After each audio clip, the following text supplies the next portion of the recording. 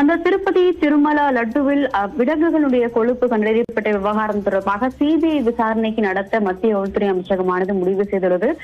இதையடுத்து மத்திய உள்துறை இணை அமைச்சர் பண்டி சஞ்சய்குமார் தற்போது ஆந்திர முதல்வர் சந்திரபாபு நாயுடுக்கு கடிதம் ஒன்றை எழுதியுள்ளது மிக முக்கியமாக பார்க்கப்படுகிறது. குறிப்பாக திருப்பதி லட்டுவில் இது போன்ற விலங்குகளின் கொழுப்பு கண்டறியப்பட்டது என்பது கவலைக்குரிய விஷயமாகும் என்ற ஒரு கருத்தை அவர் முன்வைத்துள்ளார். அது மட்டுமல்லாமல் உலகமெங்கும் உள்ள இந்துக்களுடைய மத உணர்வும் அவர்களுடைய நம்பிக்கையும் அடியோடு இந்த விஷயம் என்பது குலைத்து விட்டது என்ற ஒரு கருத்தையும் அதில் தெரிவித்துள்ளார். அந்த நம்பிக்கையை மீட்டெடுக்கும் வகையில் உடனடியாக நடவடிக்கை தேவை. எனவே மத்திய அரசாங்கம் சார்பாக சிபிஐ விசாரணைக்கு உத்தரவிடுவதற்கு மாநில அரசின் சார்பாக உடனடியாக நடவடிக்கை எடுக்க வேண்டும் எனவும் அதற்கான அனுமதியை மாநில அரசு வழங்க வேண்டும் என்ற ஒரு கோரிக்கையை வலியுறுத்தி தற்பொழுது ஒரு கடிதத்தை அவர் ஆந்திர முதல்வர் சந்திரபாபு நாயுடுவிற்கு வழங்கியுள்ளது மிக முக்கியமாக பார்க்கப்படுகிறது.